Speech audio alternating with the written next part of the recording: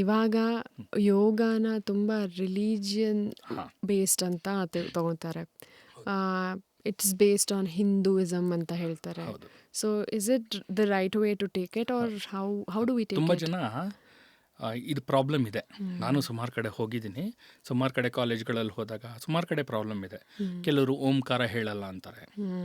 ಯಾಕೆಂದರೆ ಇಟ್ಸ್ ಹಿಂದೂ ಇದು ನಾವು ಹೇಳಲ್ಲ ಅಂತಾರೆ. ಈ ಥರ ಎಲ್ಲ ಕೆಲವು ಪ್ರಾಬ್ಲಮ್ಗಳಿದೆ. ನಾನು ಹೇಳೋದು they should understand and they should be open for the knowledge. Correct. C, ನಾನು ಅವಾಗಲೇ ಹೇಳಿದ್ದೀನಿ, ಯೋಗದಲ್ಲಿ ಯಾವುದೇ ದೇವರಿಲ್ಲ. Because it is based on the Sankhya philosophy. 6 philosophies of Hindu system ಅಂತ ಬರುತ್ತೆ. ಓಕೆನಾ? ನ್ಯಾಯ, ವೈಶೇಷಿಕ, ಯೋಗ, ಸಾಂಖ್ಯ, ಉತ್ತರ ಮೀಮಾಂಸ, ಪೂರ್ವ Mimamsa. 6 philosophies of Hindu system. ಇದನ್ನು ಆಸ್ತಿಕ ಫಿಲಾಸಫೀಸ್ ಅಂತ ಕರಿತೀವಿ. ಜೈನಿಸಮ್, ಬುದ್ಧಿಸಮ್, ಚಾರ್ವಾಕಿಸಮ್ ಇದನ್ನು ನಾಸ್ತಿಕ ಫಿಲಾಸಫೀಸ್ ಅಂತ ಕರಿತೀವಿ. ಓಕೆನಾ? ನಾವು ಯೂಶಲಿ ಏನು ಅಂದ್ಬಿಡ್ತೀವಿ, ನಾಸ್ತಿಕ ಫಿಲಾಸಫೀಸ್ ಅಂದಿದ ತಕ್ಷಣ they don't believe in God. ಹೌದಾ? ಎಲ್ಲ ನ್ಯೂಸ್ ಚಾನಲ್ ಕೂತ್ಕೊಂಡ್ಬಿಟ್ರೆ that's what, I don't believe in God, I am ನಾಸ್ತಿಕ. ನೋ, ಅದಲ್ಲ. ಏನು ಹೇಳುತ್ತೆ ಅಂದರೆ, ವಾಟ್ ನಾಸ್ತಿಕ ಫಿಲಾಸಫಿ ಸೇಸ್ ಈಸ್, ನಾಸ್ತಿಕ ಫಿಲಾಸಫಿ ಜೈನಿಸಮ್ ಆಗಿರ್ಬೋದು, ಬುದ್ಧಿಸಮ್ ಆಗಿರ್ಬೋದು, ಚಾರ್ವಾಕಿಸಮ್ ಆಗಿರ್ಬೋದು, ಏನೋ ಒಂದು ಶಕ್ತಿ ಇದೆ. ಓಕೆ? ಆ ಶಕ್ತಿಯನ್ನು ಪಡಿಬೇಕಾದ್ರೆ ನೀವು ವೇದಗಳೆಲ್ಲ ಓದಿ ಮಾಡ್ತಿರಲ್ಲ ಮಂತ್ರ, ಅದರಿಂದ ಸಾಧ್ಯ ಇಲ್ಲ ಅಂತ ಹೇಳೋದು ನಾಸ್ತಿಕರು. ಓಕೆ. ಹೆಂಗ್ ಮಿಸ್ಇಂಟರ್ಪ್ರಿಟೇಷನ್ ಆಗಿದೆ ಗೊತ್ತಾಗ್ತಾ ಇದೆಯಾ? ನಾಸ್ತಿಕರು ಅಂದರೆ ಅವರು ಅಂದರೆ ಏನೋ ಒಂದು ಶಕ್ತಿ ಇದೆಯಪ್ಪ, ಅದನ್ನ ನೀನು ಓದೋ ಮಂತ್ರಗಳೆಲ್ಲ ಓದಿ ನಾನು ಪಡ್ಕೊತೀನಿ ಅಂದರೆ ಸಾಧ್ಯ ಇಲ್ಲ. ಚಾರ್ವಾಕಿಸಮ್ ಇಸ್ ಬಿಟ್ ಡಿಫ್ರೆಂಟ್. ನಿಮ್ಗೆ ಚಾರ್ವಾಕಿಸಮಲ್ಲಿ ಬೆಸ್ಟ್ ನಿಮಗೆ ಎಕ್ಸಾಂಪಲ್ ಅಂದರೆ ನಮ್ಮ ಭಟ್ರದ್ದು ಹಾಡು ಕೇಳಿರ್ಬೋದು. ಸಾಲ ಮಾಡಿಯಾದ್ರೂ ತುಪ್ಪ ತಿನ್ನು, ಗೋಳು ಪರದಾಟ ಯಾಕಿನ್ನು, ಬದುಕೋದ್ ಕಲಿಯೋ ಬಿಕನಾಸಿ, ನಗದಿಕೆ ಯಾಕೆ ಚೌಕಾಸಿ, ನಗಿಸೆ ನಲಿವುದೇ ಖುಷಿ. Basically on Charvakism. ಅಂದರೆ ಹೆಂಗೋ ಜೀವನ ಮಾಡೋದಿದ್ದೇ ಇದೆ, ನಾಳೆ ಸತ್ತ ಮೇಲೆ ಏನೇನಮ್ಮ ಆಗ್ತೀಯಾ? ಏನಾಗ್ತೀಯ ಸತ್ತ ಮೇಲೆ? ಮಣ್ಣಾಗ್ತೀವಿ ಸರ್, ಅಷ್ಟೇ ಅಲ್ವಾ? ನೀವು ಸ್ವರ್ಗಕ್ಕೆ ಹೋಗ್ತೀಯ, ನರ್ಕಕ್ಕೆ ಹೋಗ್ತೀಯ, ನಾವಂತೂ ನೋಡಿಲ್ಲ. ಒಂದು ಇಡೀ ಮಣ್ಣಾಗ್ತೀಯ. ಅದಕ್ಕೆ ಜೀವನ ಎಂಜಾಯ್ ಮಾಡು ಅಂತ ಹೇಳೋದು ಚಾರ್ವಾಕಿಸಮ್.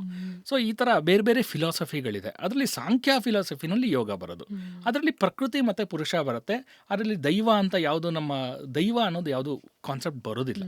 ಸೊ ಅದರಿಂದ ಇಟ್ ಈಸ್ ಮತ್ತು ಇನ್ನೊಂದು ಏನು ಅಂದರೆ, ಇವರು ಯಾರು ಪತಂಜಲಿ ಮಹರ್ಷಿಗಳು ಈ ಒಂದು ಇದನ್ನು ಕೊಟ್ಟಿರೋದು, ಯೋಗವನ್ನು ಕೊಟ್ಟಿರೋದು ಮಾನವ ಜನ್ಮಕ್ಕೆ ಅಥವಾ ಮನುಷ್ಯರಿಗಷ್ಟೇ. Okay, not for any religious. ಇಲ್ಲಾಂದ್ರೆ ಅವರೇ ಬರೆದ್ಬಿಟ್ಟಿರೋರಲ್ವಾ, ಇವ್ರು ಮಾತ್ರ ಮಾಡಿ ಅವ್ರು ಮಾತ್ರ ಮಾಡಿ ಅಂತ ಇದಾದ್ರದ್ದು ಏನೂ ಇಲ್ಲ. Okay, he has given for humanity. ನಿನ್ನ ಆರೋಗ್ಯ ಚೆನ್ನಾಗಿ ಇಟ್ಕೊ ಅನ್ನೋದು ರಿಲಿಜಿಯಸ್ಸಾ? ನಿನ್ನ ಮನಸ್ಸು ಚೆನ್ನಾಗಿ ಇಟ್ಕೊ ಅನ್ನೋದು ರಿಲಿಜಿಯಸ್ಸಾ? ಇಲ್ಲ, it is for humanity. So there is nothing like that ಈ ರಿಲಿಜನ್ ಮಾಡಬೇಕು ಆ ರಿಲಿಜನ್ ಮಾಡಬಾರ್ದು ಅನ್ನೋದು ಏನೂ ಇಲ್ಲ. ಅದನ್ನು ಪ್ರಾಪರಾಗಿ ತಿಳ್ಕೊಂಡು ಯಾರು ಬೇಕಾದ್ರೂ ಫಾಲೋ ಮಾಡ್ಬೋದು. Super, thank you sir, thank you. ಒಂದೊಳ್ಳೆ ಮಿತ್ನ ಡಿಬಂಕ್ ಮಾಡಿದ್ರಿ. Thank you. So let's skip on to our next yoga logic ಅಂತ ಇದೆ. It's a segment. ನಾನು ನಿಮಗೆ ಸ್ವಲ್ಪ ಡೇ ಟು ಡೇ ಲೈಫಿನ ಚಾಲೆಂಜಸ್ ಹೇಳ್ತೀನಿ. ಸೊ ನಿಮ್ಮ ಯೋಗ ಲಾಜಿಕ್ಕಿಂದ ಯು ಕ್ಯಾನ್ ಟೆಲ್ ಮೀ ಹೇಗೆ ಅದನ್ನು ಓವರ್ಕಮ್ ಮಾಡ್ಬೋದು ಅಂತ. ಸೊ ಒನ್ ಇಸ್, ಫೋನ್ನ ಸ್ಕ್ರೋಲ್ ಮಾಡ್ತೀವಿ 3 AM ವರೆಗೂ ಮಾಡ್ತಾನೆ ಇರ್ತೀವಿ, ಸುಮ್ಮನೆ ನೋಡ್ತಾನೆ ಇರ್ತೀವಿ. ಅದು ನಮಗೆ ಬೇಕೋ ಬೇಡವೋ ಗೊತ್ತಿಲ್ಲ, 30 ಸೆಕೆಂಡ್ಸ್ 20 ಸೆಕೆಂಡ್ಸ್ ನೋಡ್ತಾ ಇರ್ತೀವಿ. ಸೊ ಅಂಥವ್ರಿಗೆ ಅದನ್ನ ನಿಲ್ಲಿಸ್ಬೇಕು. ಅವ್ರಿಗೆ ಗೊತ್ತೇ ಇರಲ್ಲ ಸರ್, ಒಬ್ರೊಬ್ರಿಗೆ ನಾವು ಇಷ್ಟೊತ್ತು ನೋಡಿದ್ದೀವಿ ಅಂತ. ಸೊ ಆ ಥರ ಮಾಡೋರಿಗೆ ಏನು ಮಾಡಿದರೆ ಅದು ಕಡಿಮೆ ಆಗುತ್ತೆ ಅಂತ? ಅವ್ರಿಗೆ ಏನು ಮಾಡಬೇಕು ಅಂದರೆ just make them to work a lot. Keep the phone aside and make them to work a lot. Old school way. ಅಷ್ಟೇ, make them to work a lot so that they should not ಅವರಿಗೆ get work from home ಕೊಡಬಾರ್ದು, breaks ಇರಬಾರ್ದು. They should not get the time to hold the phone. Okay, super sir. So ಈಗ office ಮುಗಿದು Monday ಬರುತ್ತೆ, ಇದು ರಜಾ ಮುಗಿದು Monday start ಆಗುತ್ತೆ. ಸೊ ಮಂಡೇ ಬ್ಲೂಸ್ ಅಂತ ಅಂತಾರೆ ಇದಕ್ಕೆ. ಐ ಡೋಂಟ್ ನೋ ವೈ ಇವಾಗ ಸ್ಟಾರ್ಟ್ ಆಗಿರೋದು ಸರ್ ಇದು. ಸ್ಕೂಲ್ ಟೈಮಲ್ಲೆಲ್ಲ ಫೈನ್, ಅದೊಂದು ಮನಸ್ಸಲ್ಲಿ ಇರ್ತಿತ್ತು ಸ್ಕೂಲ್ ಸ್ಟಾರ್ಟ್ ಆಗುತ್ತೆ ಅಂತ. But now days with all the perks, with all the things that we have, ನಂಗೆ ಅಂದ್ರೂ ಮಂಡೇ ಅಂದರೆ ನಂಗೆ ಇಷ್ಟ ಇಲ್ಲ ಅನ್ನೋರು ಇರ್ತಾರೆ. ಸೊ ಅಂಥವ್ರಿಗೆ ಏನಿವಾಗ ಅಂದರೆ if you like it you will enjoy it. ಅಷ್ಟೇ, ವೆರಿ ಸಿಂಪಲ್. ನನಗೆ ಈ ಪ್ರಾಬ್ಲಮ್ ಆಗ್ತಾಯಿತ್ತು. ನಾನು ಕಾಲೇಜಲ್ಲಿದ್ದಾಗ ನಂಗೆ ಕೆಮಿಸ್ಟ್ರಿ ಇಷ್ಟ ಆಗ್ತಾ ಇರಲಿಲ್ಲ. ನಾನು ಓದಿದ್ದು ಬೇಸಿಕಲಿ ಕನ್ನಡ ಮೀಡಿಯಮ್ ಓದಿದ್ದು. 10th Kannada medium. PUC ಹೋದರೆ ಇಂಗ್ಲೀಷ್ ಪಿಕ್ಚರ್ ಇದ್ದಂಗಿತ್ತು. ಏನು ಅರ್ಥವಾಗ್ತಾ ಇರಲಿಲ್ಲ. ಹಿಂದ್ಗಡೆ ಲಾಸ್ಟ್ ಬೆಂಚಲ್ಲಿ ಕೂತ್ಕೊಂಡು ಸುಮ್ಮನೆ ಕೂತ್ಕೊಂಡು ಬರ್ತಾಯಿದ್ದೆ. ನಮ್ಮ PUC ರಿಸಲ್ಟ್ ಬಂದಾಗ ಫಸ್ಟು ನೋಡಿದ್ದೆ ಇಂಗ್ಲೀಷ್ ಪಾಸ್ ಮಾಡಿದಾರ ಅಂತ. 36 ಕೊಟ್ಬಿಟ್ಟು ಪಾಸ್ ಮಾಡಿಬಿಟ್ಟಿದ್ರು. ಅಪ್ಪ ನೆಮ್ಮದಿ ಸೇಫ್ ಆಯಿತು ಅಂತ. ಆಮೇಲೆ ಕೆಮಿಸ್ಟ್ರಿ ನನಗೆ ಅರ್ಥ ಆಗ್ತಾ ಇರಲಿಲ್ಲ. ದೊಡ್ಡ ಪ್ರಾಬ್ಲಮ್ ಇತ್ತು ಕೆಮಿಸ್ಟ್ರಿ. ಏನಪ್ಪ ಕೆಮಿಸ್ಟ್ರಿ ಅರ್ಥ ಆಗ್ತಾ ಇಲ್ಲ, ಏನು ಮಾಡಿದ್ರು ಅರ್ಥ ಆಗಲ್ಲ. ಯಾಕೆಂದರೆ ಅದು ಲಿಂಕ್ ಸಿಗ್ತಾ ಇರಲಿಲ್ಲ ನಮ್ಮ ಕನ್ನಡ ವರ್ಡ್ಸ್ಗಳಿಗೂ. ಇವಾಗ ಏನು ಆಕ್ಸಿಜನ್ ಅಂತೀವಿ, ಅಲ್ಲಿ ಆಮ್ಲಜನಕ ಅಂತೀವಿ. ಇಲ್ಲಿ ನೈಟ್ರೋಜನ್ ಅಂತೀವಿ, ಅಲ್ಲಿ ಸಾರಜನಕ ಅಂತೀವಿ. ಇದು ಇವಾಗ ಗೊತ್ತು, ಅವಾಗ ಗೊತ್ತಾಗ್ತಾ ಇರಲಿಲ್ಲ. ತಲೆನೋವು. ಸುಮಾರು ವರ್ಷಗಳ ಕಾಲ ಟಾಯ್ಲೆಟ್ಗೂ ಡಿಫ್ರೆನ್ಸ್ ಗೊತ್ತಿರಲಿಲ್ಲ. ಎಲ್ಲ ಕಡೆ TOLET ಇರೋದು, ಐಯಾಗಿ ಬಿಟ್ಬಿಟ್ಟಿದ್ದಾರೆ ಅಂತ ತುಂಬ ಯೋಚನೆ ಮಾಡ್ತಾಯಿದ್ದೆ. ಸೊ ಆ ಥರ ಕಾಲಗಳು.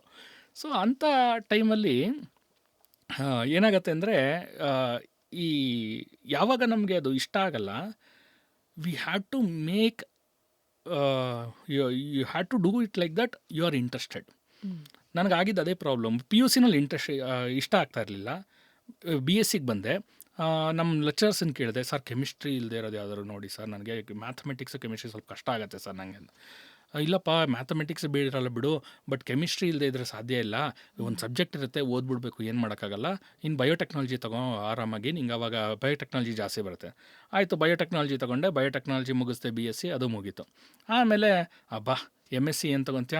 MSc ಅಂತೂ ನಾನು ತೊಗೊಳ್ಳೋದೆ ಬಯೋಟೆಕ್ನಾಲಜಿ, ಕೆಮಿಸ್ಟ್ರಿ ಇರಲ್ಲ ಅಂತ. ಆಮೇಲಪ್ಪ ಖುಷಿಯಾಗಿ MScಗೆ ಬಂದೆ. MScಗೆ ಬಂದಿದ ತಕ್ಷಣ ಅಲ್ಲೊಂದು ಸಬ್ಜೆಕ್ಟ್ ಇತ್ತು, ಬಯೋಕೆಮಿಸ್ಟ್ರಿ ಅಂತ. ಆಮೇಲೆ ಗೊತ್ತಾಯಿತು ಕೆಮಿಸ್ಟ್ರಿ ಇಲ್ಲದೆ ಸಾಧ್ಯನೇ ಇಲ್ಲ ಅಂತ. ಆಮೇಲೆ ಅದಕ್ಕೆ ಏನು ಮಾಡಿದೆ ಅಂದರೆ MPhilಲ್ಲಿ ಬಯೋಕೆಮಿಸ್ಟ್ರಿ ತೊಗೊಂಡೆ. ನೀವೇ ಚಾಲೆಂಜ್ ಮಾಡ್ಕೊಂಡಿದ್ದು. MPhilಲ್ಲಿ ಬಯೋಕೆಮಿಸ್ಟ್ರಿ ತೊಗೊಂಡೆ. ಬಯೋಕೆಮಿಸ್ಟ್ರಿ ತೊಗೊಂಡು I started learning from top to bottom, not from bottom to top. ಅಪ್ಲಿಕೇಶನಿಂದ ಬೇಸಿಕ್ ಕಲಿತಾ ಬಂದೆ. So that is how I made it.